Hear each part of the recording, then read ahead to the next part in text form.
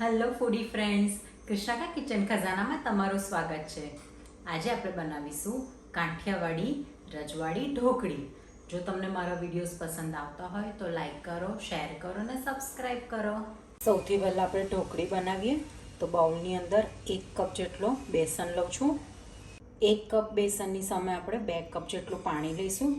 તમે છાશ પણ લઈ શકો છો। સરસ આપણે મિક્સ કરી લઈએ, લમ્સ ના રહે એવી રીતનું મિશ્રણ રેડી કરીશું। સરસ મિક્સ થઈ ગયું છે। હવે મસાલા કરી દઈએ। મીઠું સ્વાદ પ્રમાણે, હળદર, ધાણા જીરું, આદુ, મરચાં અને મીઠી લીમડીની પેસ્ટ બનાવી છે એ લઈશું।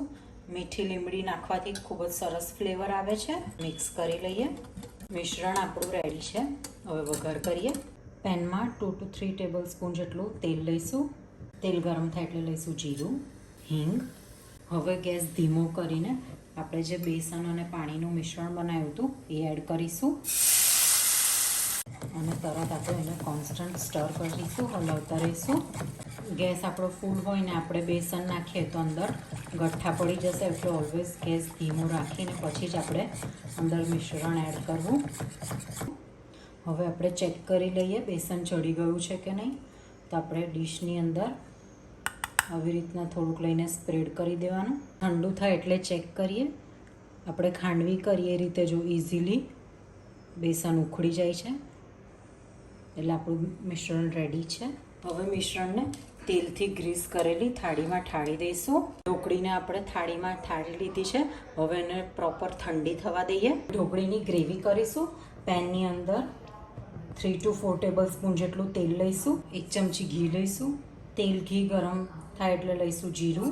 જીરું બ્રાઉન કલરનું થાય એટલે લઈશું હિંગ, હળદર, ધાણા જીરું, લાલ મરચું, આદુ ને લીલા મરચાંની પેસ્ટ અને ટામેટાનો પેસ્ટ મિક્સ કરી લઈએ। ટામેટાં સરસ ચડી ગયા છે। 1 કપ છાશની અંદર મેં 1.5 ચમચી જેટલું બેસન લીધું અને મિક્સ કર્યું એ એડ કરીશું મીઠું। આપણે છાશની અંદર બેસન લીધું છે એટલે બેસન સહેજ ચડે પછી ગેસ ધીમો કરી દઈશું। છાશની અંદર બેસન નાખીને એડ કરવાથી છાશ ફાટી નથી જતી। બેસન સરસ ચડી ગયું છે। આપણી ગ્રેવી થીક થઈ ગઈ છે। ગેસ બંધ કરી દઈએ। ઢોકળી આપણી ઠંડી થઈ ગઈ છે। હવે એને કટ કરી દઈશું। ઢોકળી સરસ આપણી રેડી થઈ છે। ઢોકળી સરસ પોચીને સોફ્ટ થઈ છે। હવે ગ્રેવીની અંદર આપણે ઢોકળી એડ કરી દઈશું। એડ કરીશું ધાણા, મિક્સ કરી લઈએ। આપણી રજવાડી ઢોકળી રેડી છે। સર્વ કરી દઈએ। તો રેડી છે રજવાડી ઢોકળી। આપણે જેને જુવારના રોટલા, બાજરીના રોટલા સાથે સર્વ કરી શકીએ છીએ।